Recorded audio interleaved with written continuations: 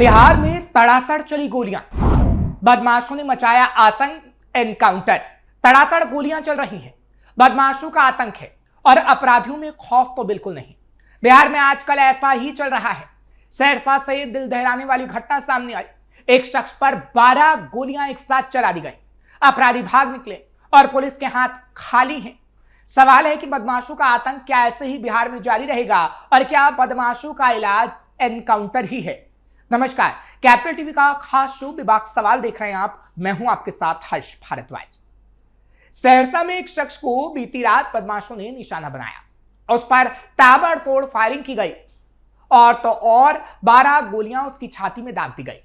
Police अभी तक अपराधियों को ढूंढने में लगी है, जिसके बाद कई सवाल सुलग रहे हैं जो विभाग से पूछे जाएंगे। अपराधियों में खौफ पैदा कब होगा? बिहार में बदमाशों का आतंक कब तक? सम्राट की चेतावनी को बदमाशों ने हल्के में ले लिया। अपराध के मुद्दे पर क्या है सरकार का जवाब? पुलिस की लापरवाही है बढ़ते अपराध की वजह। बिहार के सहरसा जिले में एक सनसनीखेज वारदात सामने आई है, जहां बेखौफ अपराधियों ने एक युवक की गोली मारकर हत्या कर दी। इस घटना के बाद इलाके में दहशत और अफरा तफरी का माहौल बन गया है। मामला सहरसा के सदर थाना क्षेत्र स्थित मीरा सिनेमा रोड का बताया जा रहा है। मृतक की पहचान छोटू मिश्रा नामक युवक के रूप में हुई है। पुलिस जांच में जुट गई है। जानकारी के मुताबिक देर रात बाइक सवार अपराधियों ने छोटू मिश्रा को निशाना बनाते हुए ताबड़तोड़ फायरिंग कर दी।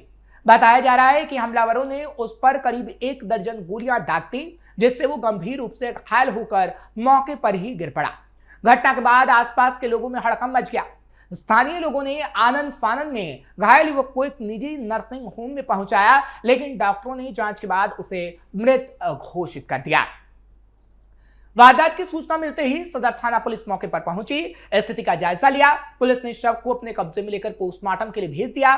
साथ ही घटनास्थल के आसपास मौजूद लोगों से पूछताछ की जा रही है और मामले की जांच शुरू कर दी गई है। बताया जा रहा है कि मृतक छोटू मिश्रा भी आपराधिक प्रवृत्ति का ही था। उसका नाम पहले कुछ मामलों में था। हालांकि हत्या के पीछे की असल वजह अभी तक स्पष्ट नहीं हो पाई है।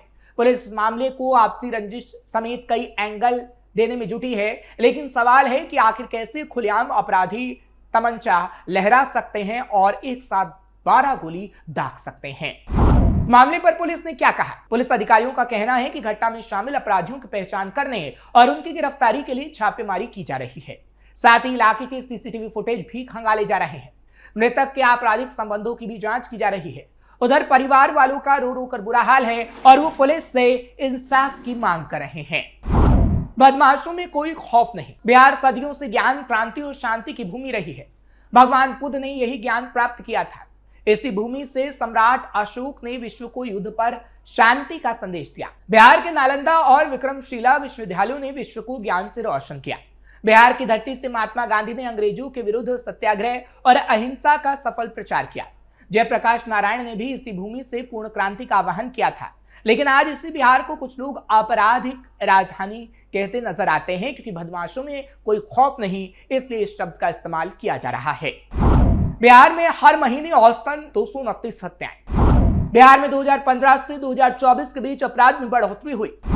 इन मामलों में 80.2% की बढ़ोतरी हुई है, जबकि इसी अवधि में राष्ट्रीय औसत 23.7% रहा। ऐसे में सवाल उठता है कि क्या नीतीश कुमार की पुलिस ने अपनी विश्वसनीयता खो दी है? सवाल कई और भी हैं। क्या बिहार के अपराधी अब कानून से नहीं डरते? जब जनता के जीवन की सुरक्षा सुनिश्चित नहीं है, तो बिहार प्रगति कैसे करेगा? एक समय की बात है, बिहार के विभिन्न हिस्सों में गुंडों का अघोषित शासन था। अपहरण, फिरौती, हत्या और लूटपाट आम बात थी। राजनीति और अपराधियों के बीच साठगांठ की कई कहानियां प्रचलित थी। बॉलीवुड फिल्म निर्माताओं ने शूल, अपहरण, मृत्युदंड और गंगाजल जैसी फिल्मों के माध्यम से उस दौर के बिहार को चित्रित करने का प्रयास किया। लेकिन क्या इस समय में बिहार बदल गया है? ये बड़ा सवाल है। नीतीश कुमार 2005 में बिहार में लालू यादव और राबड़ी देवी के शासनकाल के दौरान व्याप्त जंगल राज का मुद्दा उठाकर सत्ता में आए। अपने पहले कार्यकाल में उन्होंने राज्य में अपराध पर लगाम लगाने के लिए कई कदम उठाए। इसका असर जमीनी स्तर पर भी दिखाई देने लगा। इससे नीतीश कुमार को राज्य में एक नई पहचान मिली, सुशासन बाबू। हालांकि हाल के दिनों में जिस तरह से हत्याएं हो रही हैं, उससे कहा जा रहा है कि बिहार में अपराधियों की संख्या बढ़ रही है। अपराधी दिन दहाड़े हत्याएं कर रहे हैं। हालांकि इस पर डीजीपी विनय कुमार का कहना है कि आज अपराध का स्वरूप ऐसा है कि पुलिस उसमें तेजी से कार्रवाई तो कर रही है, लेकिन दूसरी तरफ अधिकांश घटनाओं को रोक नहीं सकती। हत्याओं की बढ़ती संख्या का एक कारण अंतर्राज्यीय विवाह और संपत्ति विवाद भी बताए जा रहे हैं। पुलिस का दावा है कि अपहरण, लूटपाट और नक्सली हिंसा पूरी तरह नियंत्रण में है।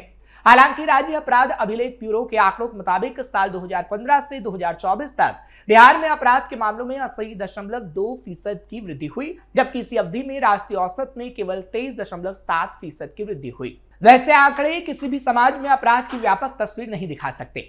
अगर कोई मामला दर्ज ही नहीं होगा तो वो आंकड़ों में कैसे दिखेगा? एक ये भी मसला बिहार के अंदर है। पहले एफआईआर दर्ज कराना बड़ी बात मानी जाती थी, लेकिन आज ऐसा हो रहा है। अब अपराध की शिकायत पुलिस तक पहुंचाने के कई तरीके मौजूद हैं। अपराध की घटनाएं मीडिया और सोशल मीडिया के जरिए भी पुलिस तक पहुंच रही है, जिस पर पुलिस संज्ञान ले रही है और उचित कार्रवाई करना पुलिस की जिम्मेदारी है। ऐसे में दर्ज अपराधों की संख्या में वृद्धि होना स्वाभाविक है। बिहार से जंगल राज का उन्मूलन एक चुनौती थी। मुख्यमंत्री नीतीश कुमार ने अपने पहले कार्यकाल में एडीजी मुख्यालय की जिम्मेदारी अभयानंद को सौंपी थी, जो बाद में बिहार के डीजीपी भी बने थे। नीतीश कुमार के सामने सबसे बड़ी चुनौती राज्य से जंगल राज को खत्म करना था। आईपीएस अधिकारी अभयानंद के मन में एक बात स्पष्ट थी कि सत्ता पुलिस के पास नहीं बल्कि कानून के पास होनी चाहिए, क्योंकि कानून का पालन ना होने पर पुलिस की सत्ता और वर्दीधारी गुंडों में कोई अंतर नहीं रह जाता। ऐसी स्थिति में एक योजना लागू की गई, जिसमें अपराधियों की गिरफ्तारी से लेकर उन्हें सजा दिलाने तक सब कुछ तेजी से किया गया। पुलिस को प्रभावी ढंग से मुकदमे चलाने का प्रशिक्षण भी दिया गया। बिहार पुलिस के वरिष्ठ अधिकारियों का दावा है कि पिछले 20 सालों में पुलिस व्यवस्था में उल्लेखनीय सुधार हुआ है। बिहार पुलिस को अत्याधुनिक हथियारों से लैस किया गया। राज्य पुलिस द्वारा रोकथाम, पता लगाने और दोषियों को सजा दिलाने के कार्यों को पूर्ण कुशलता से अंजाम देने के लिए बुनियादी ढांचा और प्रशिक्षण तंत्र विकसित किया गया। आज बिहार पुलिस के सामने सबसे बड़ी चुनौती साइबर अपराध से निपटना है। हालांकि इसके लिए प्रत्येक जिले में साइबर पुलिस स्टेशन स्थापित किए गए हैं, जिनमें से प्रत्येक का नेतृत्व डीएसपी रैंक के अधिकारी द्वारा किया जाता है।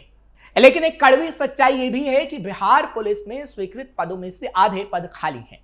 कर्मियों की इस कमी के कारण गश्त और जांच प्रभावित होती है, इसलिए भी अपराध पर अंकुश नहीं लग पाता। लेकिन अब इससे बड़ा सवाल और अहम सवाल ये उठता है कि 2005 से पहले बिहार कैसा था, जंगल राज की धारणा कहां से आई और उस दौरान वास्तव में क्या हुआ। जो लोग अब पुलिस में उच्च पदों पर हैं, वो उस समय कहां थे, क्या कर रहे थे, हालात कैसे थे और अब क्या नीतीश की सरकार में हालात बदल रहे हैं। लालू प्रसाद यादव 1990 में बिहार के मुख्यमंत्री बने। उनकी शासन शैली अनोखी थी। वहीं दूसरी ओर बाहुबलियों ने अपराध को धंधा बना लिया। धीरे धीरे राज्य में अपहरण का धंधा और जबरन वसूली पूरे देश में चर्चा का विषय बन गई। चारा घोटाला मामले में जेल जाने से पहले लालू यादव ने अपनी पत्नी राबड़ी देवी को मुख्यमंत्री की कुर्सी पर बिठाया। उनके दोनों भाई साधु यादव और सुभाष यादव उनका डटकर साथ दे रहे थे। राज्य में सफेद कुर्ता पायजामा पहने और हथियारों के साथ घूमने वाले लोगों की संख्या अचानक से बढ़ने लगी। अखबार अपहरण, जबरन वसूली और हत्याओं की खबरों से भरा रहता था।